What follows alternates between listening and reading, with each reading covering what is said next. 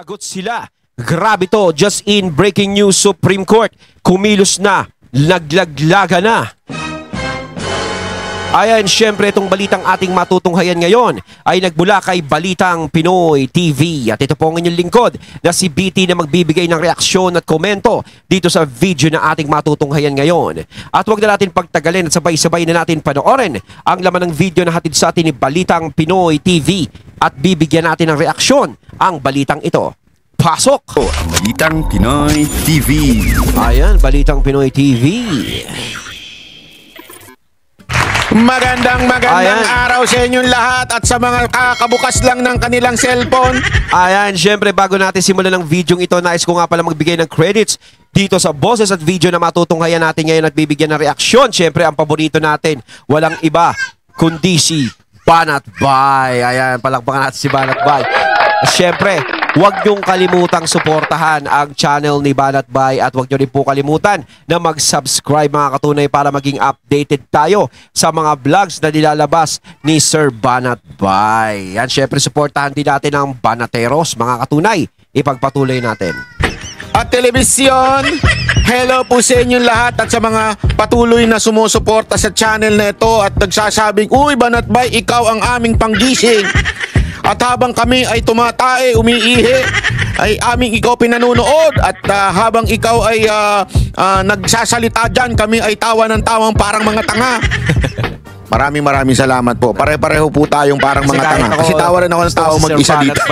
Ako kahit ako, no, aminado ako. Gustong-gusto ko talaga si Banat Bay talaga.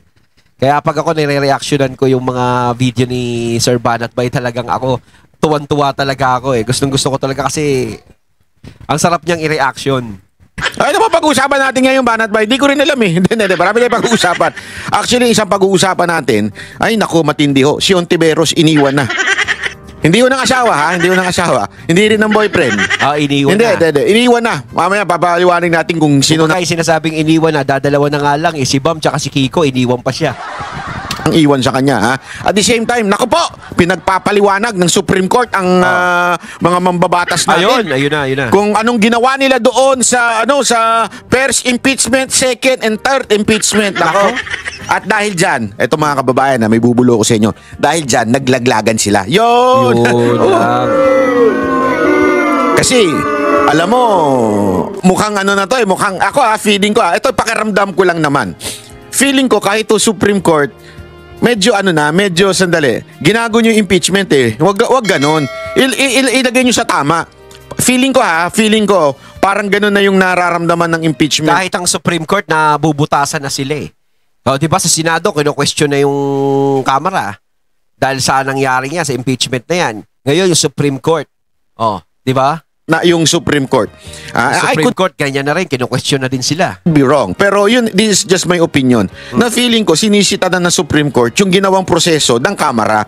Dahil nga naman, sino ba namang gago, lalaktawan mo yung first, second, and third. Actually, kung isa lang sana inilaktawan mo, medyo makakalusot pa eh. Di ba? Pero yung laktawan mo ng first, second, and third, tapos takbo ka sa fourth, talagang medyo malaking katarantaduhan na po yun. Hindi, walang biro. Alam mo yun? Halimbawa na lang, kunwari lang, umuwi ka ng bahay mo, amoy Clorox ka, halimbawa lang naman, isang beses, medyo palusot mo pa, hindi, natapunan lang ako ng Clorox, doon kasi merong janitor doon sa opisina, naglilinis siya, biglang natapunan ako ng Clorox, kaya amoy Clorox ako, ganun. Yeah? Pero yung una, may pangalawa pa, may pangatlo pa, naku po! Abay, malaking katarantaduhan na yun, di ba? Yung sabihin, ilang beses kang tinapunan ng Clorox, ibig sabihin na po nun, maharot ka. Gago! Di ba? Kaya nga, tama yun. mga kababayan, yan ay malaking katarantaduhan na yung first, second, and third nilaktawan mo. Tatlo yun nilaktawan mo, tapos fourth, bigla mo ipapasa na isang araw. Okay lang sana kung yung una, sige, laktawan mo. Yung pangalawa, yan, gawan nyo na. Di ba? Ay, ang dami eh. First, second, third eh. Marami kang pagkakataon para aksyonan, gawin yun. Kaso nga lang, ba't hinintay mo pa yung fourth? Mantakin mo to isang araw. Paano mo ipinasa ng isang araw yon ng 4 na oras lang pinasa mo nabasa ng lahat ng mga congressman? Gago! Halatang halata eh. Parang yun nga nakakapagtaka ron eh. Parang wala silang binasa, hindi nila pinag-aralan, basta pumirma lang. Pagkatapos nun, palakpakan na sila. 'Di ba? Kasi dapat pinag-aaralan, bilabat pag hindi pa pwedeng basta-basta ka na lang pirma ng pirma eh. Tanga. O sinong matalinong tao pala? Sorry, sinong matalinong tao na magsasabing oo, nabasa na namin agad, yan. no? Nabasa namin buong buo yan. As in, bawat details nung article of impeachment ni... Ika nga ni Kong Toby, 'di ba, kailangan pag-aralan 'yan. Kulang ang oras diyan sa isang araw kung pag-aaralan mo 'yan. 'Di ba? Kaya nga hindi din siya pumirma eh. 'Di ba? Ni BP Sara Duterte, nabasa, nabusisi namin yan. Paano mangyayari yun? Eh, ang bilis nyo na ipasa. Yes. Wala pang ilang oras na ipasa nyo na kagad. Eh, talaga masasabi mo may malaking katarantaduhang naganap. Kaya pinagpapaliwanag ngayon ng Supreme Court. Naku, yari kayo. Oh, yari kayo. Yari. Kung akala ninyo tanga lahat ng tao, hindi yung Supreme Court, Yes. hindi nyo maloloko. Ha? Eh kung yung Supreme mga bumoto sa inyo tanga, eh wala na akong magagawa. Pero yung mga judge natin sa Supreme Court, mga matatalino yan, alam po nang kausapin nyo. Okay, eto na, pasok. Ayan na. Pinagpapaliwanag ng Korte Suprema ang Kamara at Senado kaugnay ng Nako! prosesong pinagdaanan ng impeachment complaint laban kay Vice President Sara Duterte. Nako! Kabilang sa mga gustong linawin ng Nako, Korte ha? ang tila pagkaantala sa pag-transmit ng naunang Ayan. tatlong impeachment Kasi kayo. complaint sa House Speaker. Ang gustong malaman ng Korte Suprema sa utos Ngayon na naman yung nanginginig. Oh, gusto kong malaman ng kontra. Parang umiiyak. Lola Basyang ba ito? Reply mo na yung news! Ay. Nabibitig kami sa mga kwento mo! Hindi, tatagalan ko nga. Hindi, tuloy. nito sa Kamara at Senado, ano na raw ang nangyari sa unang tatlong impeachment complaints Yun. laban kay Vice Ayan pinapay Parang ano nga siya, no? Parang si Lola Basya. explain sa kanila. Status of the first three complaint. Ano nangyari doon? Pangalawa, yung exact date. Naku po, patay kayo. Akala ninyo makakalusot kayo sa Supreme Court. President Sara Duterte. Gusto rin malaman ng kataas-taasang Gusto rin malaman hukuman ng kataas-taasan. ang eksaktong petsa kung kailan inendorso ng mga miyembro ng Kamara ang mga impeachment complaint at kung ilang session Yan ang problema. Gustong malaman ng Supreme Court kung kailan in-endorse. Eh, ang ibig sabihin yan, kasi di ba pag ang complaint pwede manggaling sa ordinary citizen. Tapos may isang congressman dapat na mag-endorse. Ang alam ko naalala ko meron mga nag-endorse yung mga makakaliwa. Di ba? Nagmagaling kasi yung mga makakaliwa. Gumagalaw kasi yung mga yan, may sariling mundo yung mga animal na yan eh. So gumalaw sila ng sarili na walang kumpas ng amo nila. Ayan tuloy, na preempt. So hindi tinuloy. So malalaman ngayon ng Supreme Court yan. Di ba, in-endorse ng isa sa mga... Kasi magiging legit yun pag in-endorse eh. Legit na yun. Tapos may receive. Di ba? May tatanggap yun ng yung kanina Secretary General. Sorry, hindi Solgen. Secretary General. Tatatakan yun, receive. Nandun yung congressman nag-represent doon sa filing. Naku po, patay kayo. Basyo kayo. Wala. Sabi ko sa inyo, basura lalabas tong impeachment nato. days ang lumipas bago na-transmit ang mga ito sa Speaker of the House. Ayan nyo, di ba? Yan yung mga una eh. Kung magkakatutusin, nakikita natin dito sa impeachment na to, talagang wala nang kakwenta-kwenta to. Parang wala nang kapag-asa talaga. Sa Senado pa lang yan, basura na yan eh. Kung tutuusin eh. Di ba? Ang daming question dyan. Kino-question na ng Supreme Court din. Di ba? Masyado kasi silang masyado silang nagpakampante. Masyado silang naging panatag. Na buong akala nila, lahat papanig sa kanila. Kumbaga, ang taong bayan nga hindi po papanig sa inyo O pati Senado, hindi na rin pumanig. Diba? Kasi, ang iniisip nyo kasi sa Senado, parang utak nyo rin Parang ganun Hindi Para sa akin, mas matalino ang senador. Diba? Mas okay sila mag-isip. Mas pinagkakatiwalaan ko pa sila. Yan. Bida-bida kasi kayo. Yari kayo ngayon. Makikitang December 2, 2024 ang Nako! nakastamp na petsa May nang stamp na inendorso ang unang impeachment complaint. December Hindi, yung sagot yan yung hinihingi ng sagot ng Supreme Court Kumbaga, dyan na lang mag-rely yung Supreme Court, yan na lang pakinggan nila. Di ba? May stamp. Ibig sabihin, may nag-endorse na congressman na kasama na. December 2 una, December 4 yung pangalawa. 2024 naman ang second complaint at December 19 naman ang ikatlong complaint. Nakaw! Pero hindi na gumalaw ang mga ito matapos Yun ang problema. Bakit di gumalaw? Parang in-stack nila yon. Hindi nila inano yun, tinulak yun. Kaya yan ang problema. Patay kayo dyan. Ipit kayo ngayon sa ginawa ninyo. O, bakit di nyo pinatulog nyo? Yan. Hanggang sa umarangkada sa plenaryo ang fourth complaint noong February 5, 2025 Nako kung po. kailan din na-impeach si VP Sara. Is there any Nako. objection? The chair hears none. The motion is approved. Ang unang tatlong reklamo, ipinag-utos namang i-archive na. Hinihingi rin ng Korte Suprema ang tugon ng Kamara kung may kapangyarihan ba ang Secretary General ng Kamara Parang umiyak yung nagsasalita. na magdesisyon kung kailan itatransmit sa Speaker ang Nako po. O, ayan. Bakit daw inipit ng... tingnan nyo ha. Bakit inipit ng Secretary General? Kaya itong Secretary General, nilaglag naman yung mga congressman. Oo, bakit nga inipit, no? Dapat hindi inipit yun, no? Dapat si sinang congressman dyan yung nag-ipit. Gago! Ba't mo naman ba inipit? Kasi iyan na yung tanong eh. O, kung na-endorso doon sa Secretary General, na-receive, may tatak. Nandun yung congressman, may tatak. Bakit hindi tinransmit ng Secretary General going to the Speaker, which is, it says immediately, i-transfer mo. Ano? Bakit? Ayun yung pinaka-question dyan. Dapat yun ang tanungin, yung nag-ipit na yun. Kung bakit hindi ka agad nakarating doon sa speaker, aba, bakit kaya? Dapat yan ang tanungin nila, yan ang sisihin nila. O, dahil dyan sa ginawa nyong nag-ipit na yan, pati sila nagkakandaleche-leche ngayon. Kaya yung palakpakan talaga nila, wala, nabaliwala eh. Talagang mayroon pa isa, nakagalit. Gano? Tuwan-tuwa pa, nakatayo pa, mga nagtayuan pa, standing ovation pa. No? Kala mo nasa America's Got Talent. O kaso nga lang, pagdating sa Senado, no? Nyaw. Walang nangyari. As soon as nakuha mo, immediately, magkaiba yung immediately kahit dito, kinukumpara niya daw immediately doon sa fourth with. Magkaibang immediately sa fourth with. Ang fourth with sa pinakamabilis na panahon. Okay? Parang ASAP yun. As soon as possible. Parang ganun yun. Ang immediately, agad-agad. Ngayon na. Wala nang kailangan pagkakuha mo, bigay.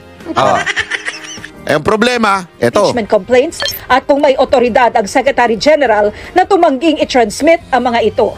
Kinumpirma ni House Secretary General Reginald Velasco na natanggap nila ang notice mula sa Nako! Korte Suprema kahapon at nabasa Nako! na ito ng ilang House impeachment prosecutor. Ayon sa tagapagsalita ng Kamara, isinangguni na nila ito sa Office of the Solicitor General at sisiguruhin may isusumitin nila ang tugon sa loob ng panahong itinakda ng Korte Suprema. Nang tanungin si Velasco kung bakit hindi niya agad transmit, Eto na. Bakit di niya tinransmit? Tingnan nyo, laglagan na po sila ng panty. Naglaglagan na po sila. ang unang tatlong impeachment complaints, sagot niya, Hindi kasi nga nagpahintay yung mga ibang congressman. Yo, nilaglag na. Kayo din naman pala may kasalanan eh. Kaya hindi rin pala natin dapat sisihin. Hindi nyo rin pala dapat sisihin yan. Kasi nagpaintay pa pala kayo. Pa-VIP pa pala kayo, kaya nagkaganyan eh. Di ba? Kung nung una, pangalawa, pangatlo, inayos nyo na yan, wala sana kayong problema. Tumatakbo na yung impeachment na yan. Kaso nga lang, hindi nyo inasikaso. Siya na mismo nagsalita, nagpaantay kayo, nilaglag kayo ngayon. Ngayon, nung fourth, doon kayo naglabasan lahat. Wala na. Diba? Pinahamak nyo lang yung sarili nyo kasi. Nagtiwala kayo kay Cheese eh. Yan ang hirap, diba? Talagang parang naging kumpiyansa sila kay Cheese. Buong akala nila, atin yan, kampi natin yan. No, kahit na port yan, kahit habol tayo dyan, okay lang yan. Kaso nga, hindi ganun yung nangyari. Kayo din pala yung may kasalanan, kaya nagkaganyan. Bakit naman kasi kayo nagpahintay? Saan kayo nagpunta? Diba? Hindi kasi nga nagpahintay yung ibang congressman Gago! Bawal po yan. Na huwag munang i-refer kay Speaker. Ay. Kasi nga meron pa silang complaint na mas maraming mag-endorse. They requested Nako. me na maghintay lang for another complaint which will be endorsed by the required. So, alam mo, Parang nag-iipon-ipon pa sila. patay sila dito. Ito ngayon, sa GMA, umamin na talagang pinigilan yung first and second and third. This is an evidence na talagang hindi tama yung prosesong ginawa nila. And they were questioned by the Supreme Court. Naku po, palakpakan. Yes. Yari na kayo ngayon. Malaking mali talaga eh. Sa kanila talaga nanggaling yung mali. So, hindi nyo pa pwedeng sisihin yung Senado rito, hindi nyo pa pwedeng sisihin yung sino dito. Talagang kayo yung may gawa, kaya nagkaganyan yung impeachment na yan. Pero maganda na rin na nagkaganyan-ganyan. Dahil kami naman ayaw talaga naming ma-impeach si BP Sara. Diba? Oh, parang nagsayang lang kayo ng oras, nagsayang lang kayo ng effort, na kung ano-anong pinaggagawa nyo, tapos ganyan lang pala. Siyempre, alam nyo naman siguro sa sarili nyo na bawal yung ginagawa nyo. Kaso pinagpatuloy nyo pa rin. Kaya nga sinasabi ko siguro, kaya pinagpatuloy na ganyan, is buong akala nila, tiwala sila. Na siyempre, nakaupo dyan, Senate President, kakampi natin yan. Diba? Hindi naman ganun. Ay, naku. Kasi kayo masyado kayong niwala kayo. Yan ang totoo. So wala na, finish na. Hindi nyo sinunod yung nasa konstitusyon na immediately kailangan ibigay sa Speaker of the House. Pinaantay ng mga kasi sana lulusot to Sana ilulusot to di ba? Kasi yung narinig ko yung palusot ng mga ibang congressman As long as hindi naman ma-transmit kaagad dahil sa may mga problema pa, yung dami nilang palusot nun. Eto, sinasabi mismo ng Secretary General, hindi, pinagantay nila ako Sabi nila, antay mo na lang yung pang-apat. Talagang umamin na siya, no? So, ito, malinaw na to. Di ba? Mabas na mismo sa bibig ng Secretary General. Baka mamaya biglang bumawi. Minsan, doon tayo kinakabahan Biglang bumabawi Pero sa tingin niyo mga katunay, babawiin niya pa ba yung sinabi niya yun? Antay siya ng mga congressman kaya hindi niya tinransmit agad, immediately. 1/3, 1/5 ng House members. Ayon sa Secretary General ng Kamara, walang nilabag na rules of impeachment ang kanyang tanggapan at ang Kamara. Kasi nga, under our rules kasi, yung impeachment complaint will stay with the office of the SecGen and then will be referred at the time na okay na. Wala naman kasing timeline din yung... Ito yung palusot niya wala daw kasing timeline. Parang biglang bawi. Walang time, Pero walang sir, oras. nakalagay Parang anytime, pwede naman. Parang On immediately after nyo mag-verify. Immediate, pero wala naman time yun. Yeah, immediate, pero wala naman time. Ang gulo, no? Tama naman, no, Sir Banat Bay. Immediate, pero walang time. Diba? Kasi kapag immediately, hindi mo pwedeng sabihin na walang time. Kapag immediate, kailangan may time yan. Diba? Ibig sabihin, meron kang papaspasan. Halimbawa, kailangan bilisan mo, makarating ka kaagad dyan. Pag tinanong mo, anong oras kailangan nandudoon ako? Walang time. Bahala ka. Basta kung anong oras ka makarating. Parang ganun. Hindi pwedeng ganun. Kapag sinabi mong immediate, di ba? Magmadali ka. Kailangan na yan.